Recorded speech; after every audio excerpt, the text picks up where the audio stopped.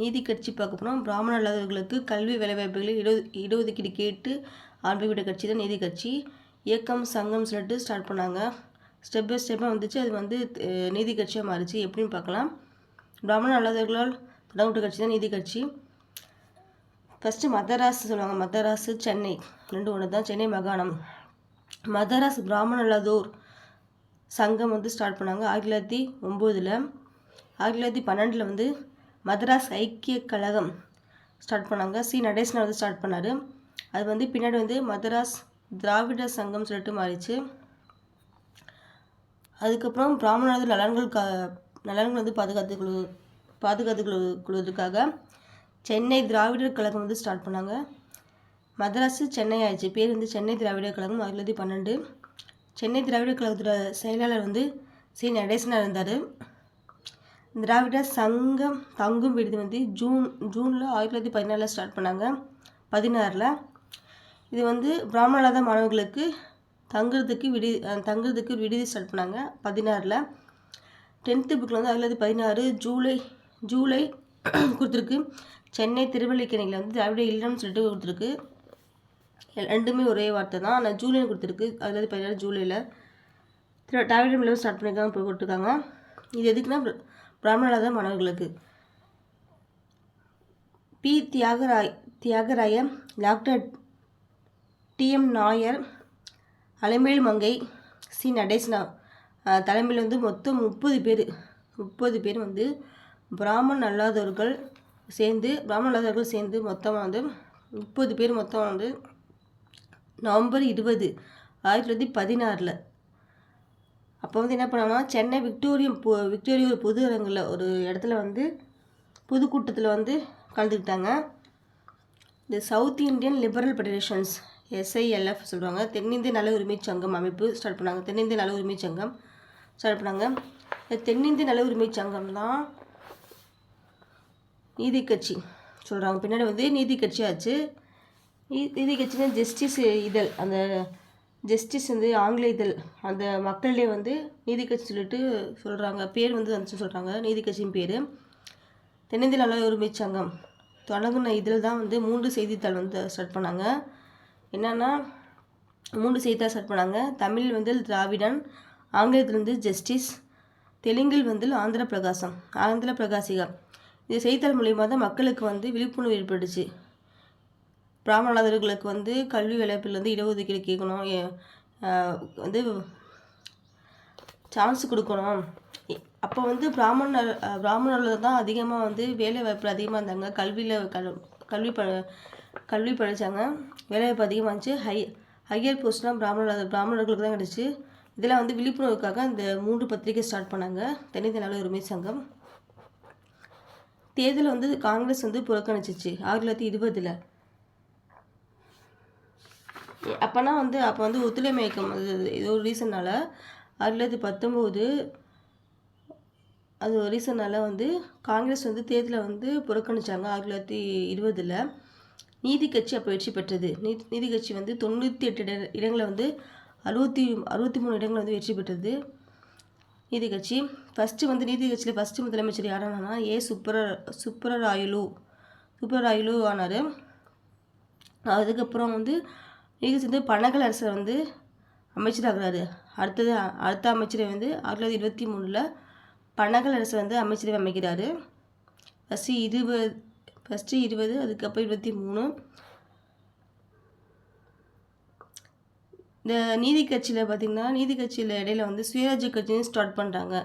காங்கிரஸ் ஸ்கூல்லே வந்து ஒரு கட்சி ஸ்டார்ட் பண்ணுறாங்க. காங்கிரஸ் ஸ்கூல்லே கட்சி சுயராஜ்ய கட்சி சித்தரஞ்சன் தாஸ் மோதிலால் நேரு ஸ்டார்ட் பண்ணுறாங்க. 1923 ஜனவரி 1 ஸ்டார்ட் பண்ணுறாங்க.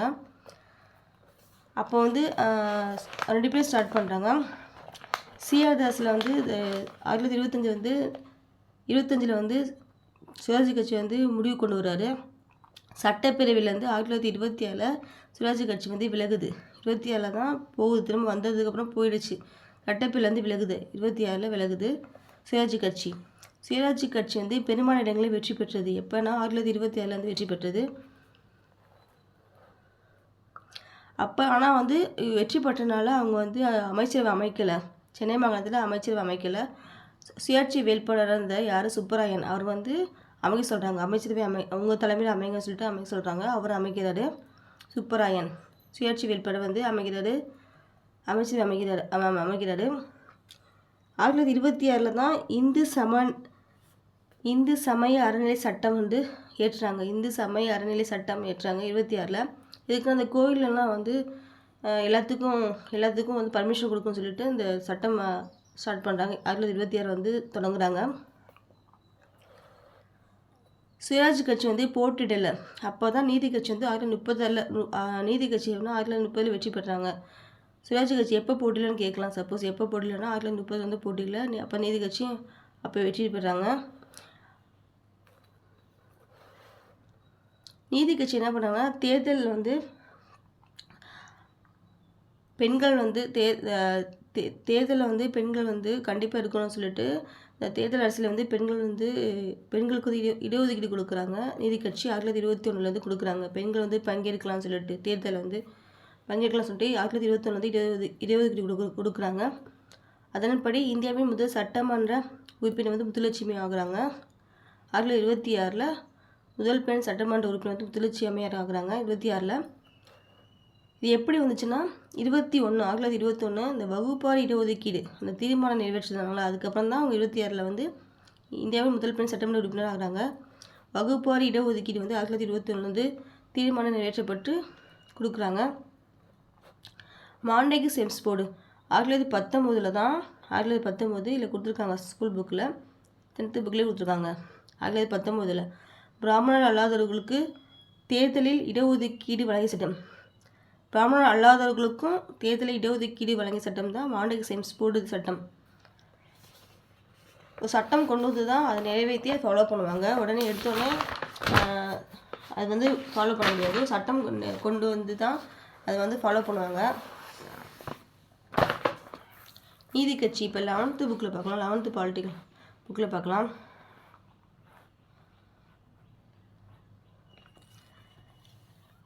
பிராமணர் அல்லாதவர்களுக்கு ஏகப்பட்ட கட்சி தான் நீதி கட்சி.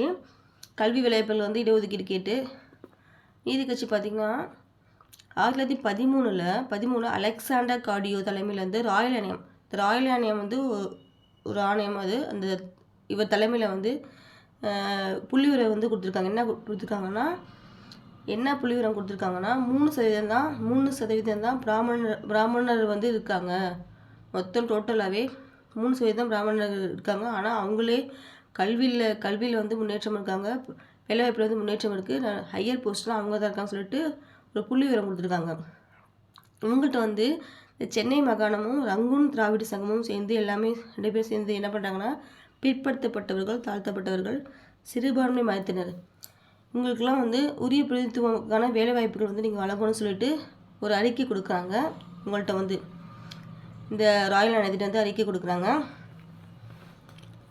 அப்போ வந்து சர்வேல 3% தான் பிராமணர் வந்து இருக்கிறாங்கன்னு சொல்லிட்டு சர்வே கொடுக்குறாங்க. Doctor C Natesanar, சர்பித் Thyagarayar, doctor TM Nair வந்து அறிக்கை கொடுக்குறாங்க. 3 பேர் அறிக்கை கொடுக்குறாங்க.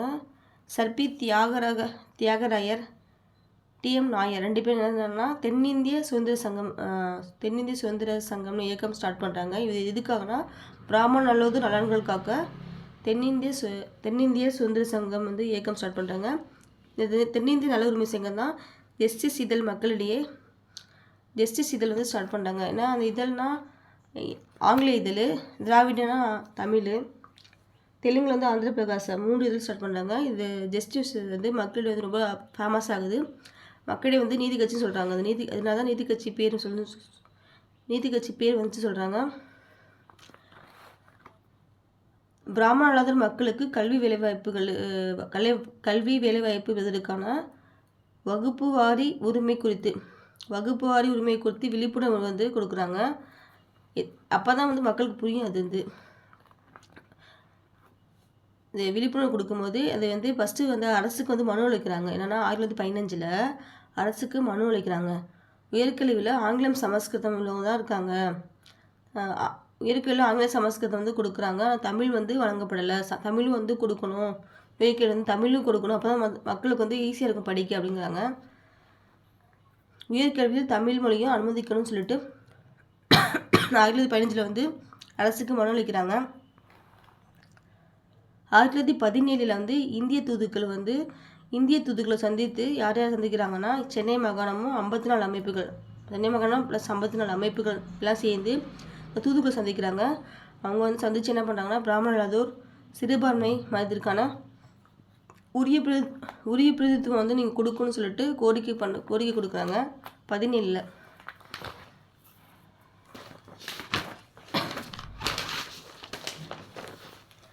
17 வந்து கோரிக்கை கொடுக்குறாங்க. நெக்ஸ்ட் வந்து அங்கங்கே வந்து போராட்டம் மாநாடு நடக்குது. வகுப்புவாரி பிரதித்துவம் கோரி அங்கங்கே மாநாடுகள் வந்து நடத்தப்பட்டன.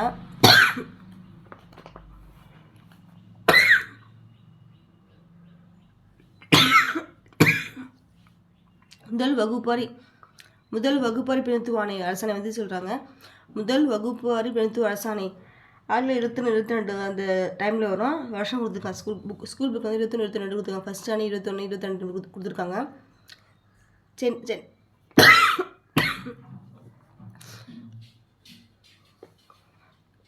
சென்னை மாகாண சட்டமன்றத்தில் வந்து நீதி கட்சி வந்து ஆட்சி அமைக்கிறாங்க. அப்போ வந்து நீதி கட்சி வந்து ஆட்சி அமைச்சதுக்கப்புறம் அவங்க வந்து கோரிக்கை வைக்கிறாங்க. சட்டமன்றத்தில் வந்து கோரிக்கை வைக்கிறாங்க. வகுப்புவாரி பிரதித்துவ அரசாணை வந்து நீங்கள் எழுதணும்னு சொல்லிட்டு கோரிக்கை வைக்கிறாங்க. இந்த கோரிக்கை வந்து சட்டமன்றத்தில் வைக்கிறதுனால, நீதி கட்சி வைக்கிறதுனால மக்கள் ஆதரவு அதிகமாக இருக்குது. நெக்ஸ்ட்டு அரசு அனுமதி அளிக்கிறாங்க. அதனால மக்கள் ஆதரவு வந்து அதிகமாக இருக்கிறதுனால அரசு அனுமதி அளிக்கிறாங்க. அதுக்கப்புறம் வந்து அரசு பணியிடங்கள் வந்து 1921 வகுப்பாரி இடஒதுக்கீடு அளிக்கிறாங்க. வகுப்பாரி இடஒதுக்கீடு அளித்து தீர்மானம் நிறைவேறுகிறது. 21 தான் தீர்மானம் நிறைவேற்றாங்க. வகுப்பாரி இடஒதுக்கீடு கொடுக்கலாம் சொல்லிட்டு தீர்மானம் நிறைவேற்றுறாங்க. இதுதான் வகுப்புவாரி பிரதித்துவ அரசாணை அழைக்கப்படுகிறது.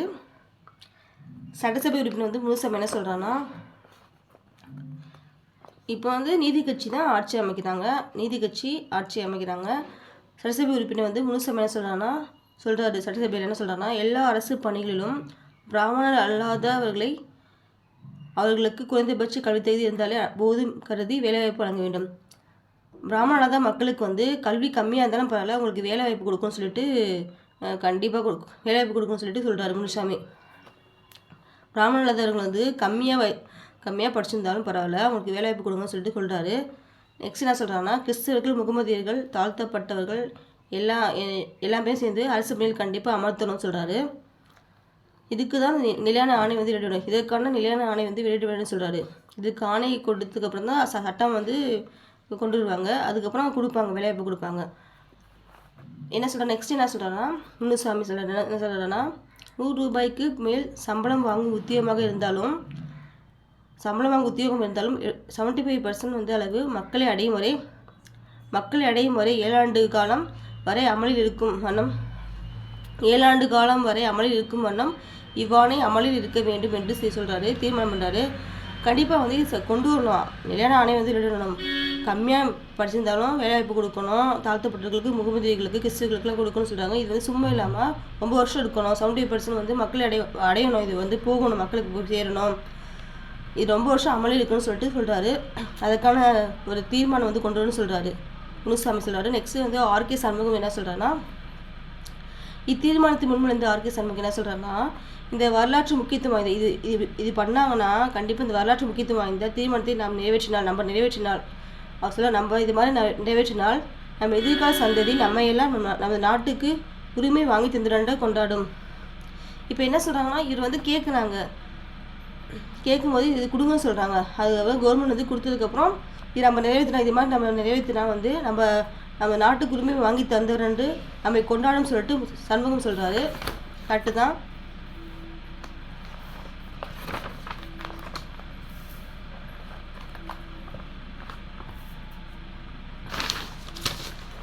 நெக்ஸ்ட் டாக்டர் சி நடேசன் என்ன சொல்கிறாங்கன்னா, என்ன பேசினார்னா, நடேசனர்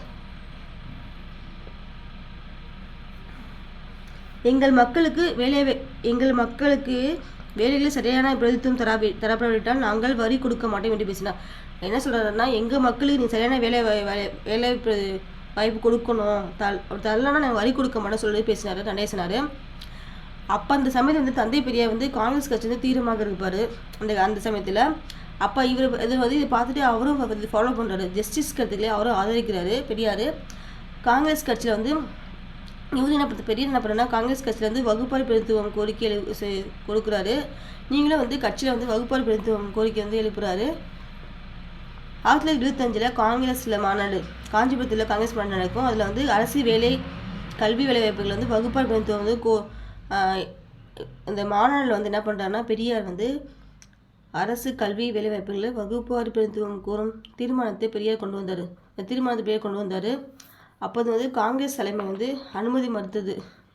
அதில் வந்து காங்கிரஸ் தலைமை வந்து அனுமதி மறுத்தாங்க, அந்த வகுப்பாரி பிரதித்துவம் தீர்மானத்துக்கு அனுமதி மறுத்தாங்க. அதுக்கப்புறம் காங்கிரஸ் வந்து வெளியேறாரு, பெரியார் வந்து வெளியேறாரு. 1928 முத்தையா தலைமையில் வந்து நீதி கட்சி அரசின் எல்லா துறையிலும் பணி நியமனங்கள் மேம்படுத்தப்பட்டு அரசாணை மூலம் வகுப்பாரி பிரதித்துவம் நிர்ணயமாக்கப்பட்டது. அப்புறம் தான் 28க்கு அப்புறம் 1928 முத்தையா தலைமையில் வந்து நீதி கட்சி அரசு என்ன பண்ணுறேன்னா எல்லா துறையும் இருக்குது, போலீஸு, ஒவ்வொரு துறையும் இருக்குது, கல்வி, எல்லா துறையிலையுமே பார்த்திங்கன்னா பணி நியமனங்கள் கரெக்டாக முறைப்படுத்தப்படுறாங்க. அரசாணை மூலம் வந்து வகுப்பாரி பிரதித்துவம் வந்து கொடுக்குறாங்க, வந்து பர்மனன்ட் பண்ணுறாங்க. அரசாணை மூலம் வந்து பணி நியமனம் வந்து பர்மனன்ட் பண்ணுறாங்க. முதல் சட்டத்திட்டம் வந்து பார்த்திங்கன்னா எப்போனா தமிழகத்தில் வந்து ஃபஸ்ட்டு வகுப்பாரி ஆணை வந்து பின்பற்றப்பட்டதால் வந்து செண்பகம் துரைராஜன் வந்து அவங்க வந்து ஒரு கம்ப்ளைண்ட் கொடுக்குறாரு. என்னென்னா மருத்துவக் கல்லூரியில் வந்து மெடிக்கல் காலேஜ் வந்து தனக்கு இடம் கிடைக்கவில்லை சொல்லிட்டு செண்பகம் துரைராஜன் வந்து கம்ப்ளைண்ட் பண்ணுறாரு. 1951 உயர்நீதிமன்றத்தில் வழக்கு பதிவு பண்ணுறாரு. 11th புக்கில் இருக்குது. அப்போ தான் எப்படி வந்துச்சு, எப்படி போணுச்சுன்னு பார்க்கலாம். இது வந்து வகுப்பு ஆணை வந்து எப்படி வந்ததுக்கப்புறம் இவர் நீக்கிட்டார். இந்த செண்பகம் துரைராஜன் வந்து கம்ப்ளைண்ட் பண்ணுறாரு, இது வந்தனால எனக்கு வந்து மெடிக்கல் காலேஜ் வந்து சீட்டு கிடைக்கலன்னு சொல்லிட்டு பண்ணுறாரு. அதுக்கப்புறம் 51 பண்ணுறாரு, உயர்நீதிமன்றத்தில் வழக்கு பதிவு பண்ணுறாரு. வகுப்பு ஆணையம் வந்து அரசியல் சட்டத்துக்கு முரணானு சொல்லிட்டு உச்சநீதிமன்றம் தீர்ப்பளிக்கிறாங்க. இது வந்து ரத்து பண்ணுறாங்க வகுப்பு ஆணையத்தை. தமிழகத்தில் பின்பற்றி வந்தது இந்த வகுப்பாரி ஆணையம். இந்த வகுப்பாரி இடஒதுக்கீடு முறை ரத்து பண்ணுறாங்க. உச்சநீதிமன்றம் தீர்ப்பு கொடுக்காங்க, இது வந்து முரணானது, தப்பு அப்படின்னு சொல்லிட்டு. அதனால் வகுப்பாரி இடஒதுக்கீடு முறையை ரத்து பண்ணுறாங்க தமிழகத்தில். இதனால் வந்து தமிழகத்தில் வந்து போராட்டங்கள் வந்து அதிகமாக இருந்துச்சுங்கிறாங்க. போராட்டங்கள் வந்து ரொம்ப அதிகமாக இருந்துச்சு. பெரியார் என்ன பண்ணுறாருன்னா உடனடியாக அரசமைப்பு சட்ட திருத்தம் செய்யணும்னு சொல்கிறாரு. அதுக்காக கோரிக்கை வைக்கிறாங்க. யாருன்னா பெரியார், காமராஜர், நேரு, அம்பேத்கர். வகுப்பாரி பிரதித்துவம் நீடிக்கும் வகையில் அரசமைப்பு சட்டத்தில் வந்து திருத்தப்படணும் அப்படின்னு சொல்லிட்டு கோரிக்கை வைக்கிறாங்க. அதுக்கப்புறம் இந்திய அரசியல் சட்டத்தில் வந்து முதல் திருத்தம் பண்ணுறாங்க.